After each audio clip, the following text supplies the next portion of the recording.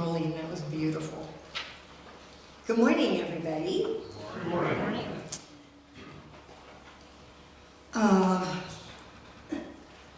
We invite everyone to stay after the service for fellowship time and coffee and treats in the parlor. A big thank you to Bonnie Eckert for treats this morning. We appreciate it. Please sign the friendship pads in the pews and tear out the sheet, put it there next to the edge of the aisle so they can be picked up. Before you leave today, be sure and sign the cards at the parlor. There's several. Please plan to attend the special congregational meeting, which is on Sunday, the 21st of April, immediately following the service.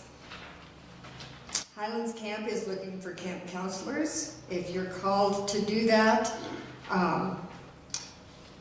consider it that they need people. And consider being a volunteer for this position and for treats on Sunday morning. We seem to go Sunday by Sunday on those. At this time, I should ask, are there any more announcements? Did anybody have an announcement? Sally. I just wanted to announce that I'm going to cancel the Deacons meeting for next Friday because 3 of my people are working on wedding plans, and one of my persons is going off to see her grandson play baseball, so that eliminates 4 of us. So we'll talk about Easter next month. So you'll reschedule, huh? Yes, thank you. I'm sorry, Diana. Hi. Yes. Okay, I took the doctor on Thursday, and the radiologist was really surprised that he really did well and did much more on the radiation than the doctor thought. And the oncology, Dr. Howe, I was in remission right now. That's After wonderful. all that, I'm so proud because 83 years old, he's in remission. Yes. No way. And he's been on a tough road. So Oh, that's yeah. good. That's good news. So, yeah. Thank you for that update. We think about him often. Any more announcements? Okay, at this time, I'm going to invite Steve up for a minute for mission.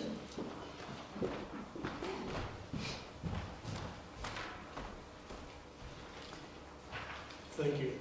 Good morning.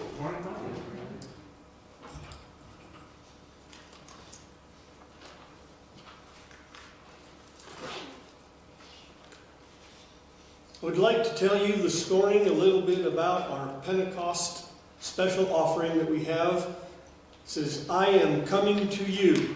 This is from John 14, verses 18.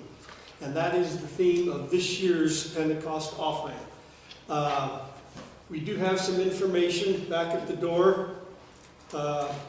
These little flyers and also these envelopes, if you so desire to contribute to this. And our Pentecost offering is basically deals with our youth and the young people and youth programs in our churches. 40% of that which is given remains here in our church. 25% goes to the youth in our presbytery, serving communities around the world and growing as leaders. Other 25% goes to the ministries of youth and youth ministries, and 10% goes to children at risk.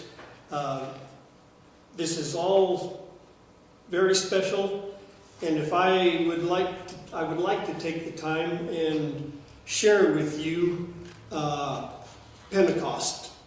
Some of you may be saying, hey, we're kind of jumping the gun here. Pentecost isn't until May the 19th, I believe. Yes. So I would like to read from Acts 2. On the day of Pentecost, all the believers were meeting together at one place. Suddenly there was a sound from heaven like the roaring of a mighty windstorm, and it filled the house where they were sitting. Then what looked like flames or tongues of fire appeared and settled on each one of them.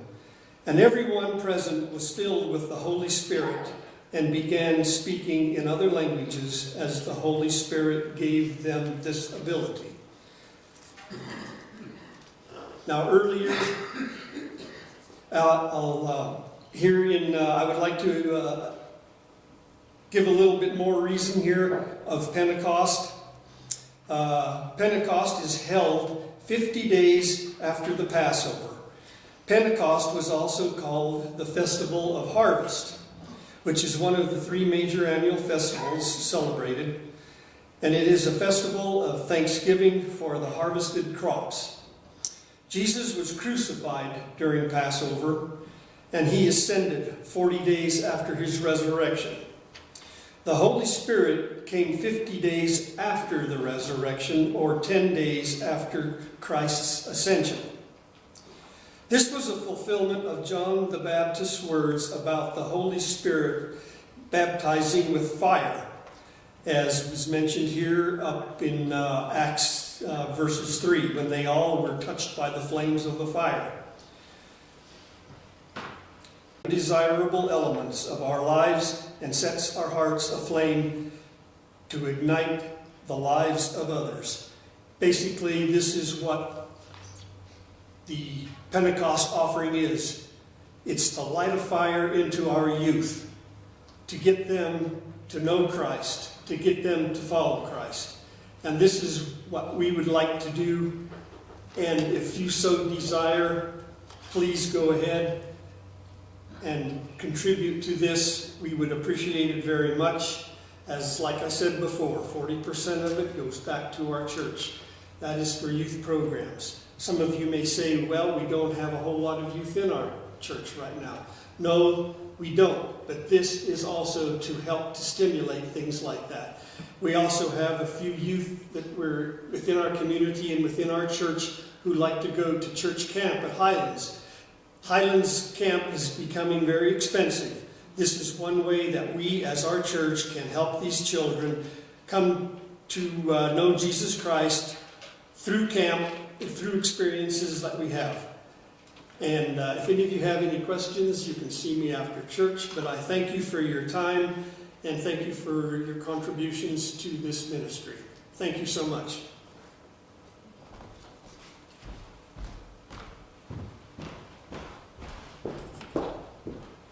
Thank you, Steve.